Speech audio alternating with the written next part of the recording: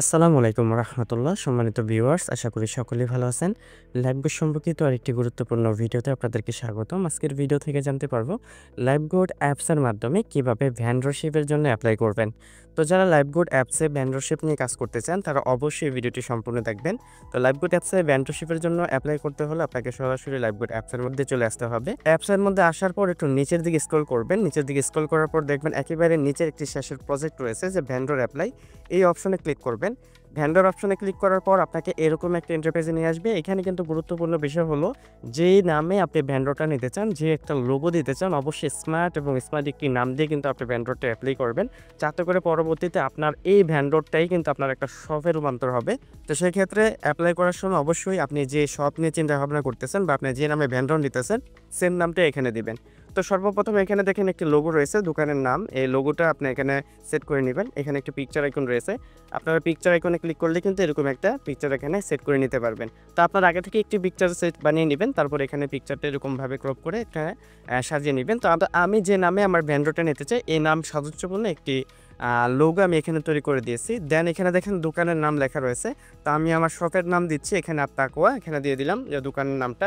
দেন এখানে আমার দোকানের ঠিকানা, মানে এখানে আমি আমার প্রোডাক্টগুলো যেখানে সরবরাহ রয়েছে, আমি যেখান থেকে আমার প্রোডাক্টগুলো যাবে সেই ঠিকানাটা আমি এখানে লিখে দিব।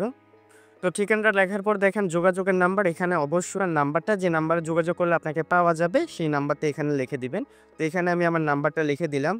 তো নাম্বার লেখা হয়ে গেলে দেখেন আবেদন করুন নামে একটি অপশন রয়েছে, এই আবেদন করুন অপশনে ক্লিক করবেন।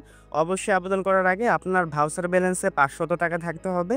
500 টাকা থাকার পরে কিন্তু আবেদন করতে পারবেন। তো এখানে দেখেন আবেদন করুন একটি অপশন রয়েছে, তো আমি এখানে আবেদন করুন অপশনে ক্লিক করার পরে কিন্তু এরকম একটা ইন্টারফেসে নিয়ে আসবে যে আপনার ভেন্ডর হওয়ার জন্য অবশ্যই আপনার ভাউচার ব্যালেন্স থেকে 500 টাকা কেটে নেওয়া হবে। এই টাকা ফেরতযোগ্য, আপনি কি নিশ্চিত? মানে এই টাকা কিন্তু আপনি আবার ফেরত পাবেন।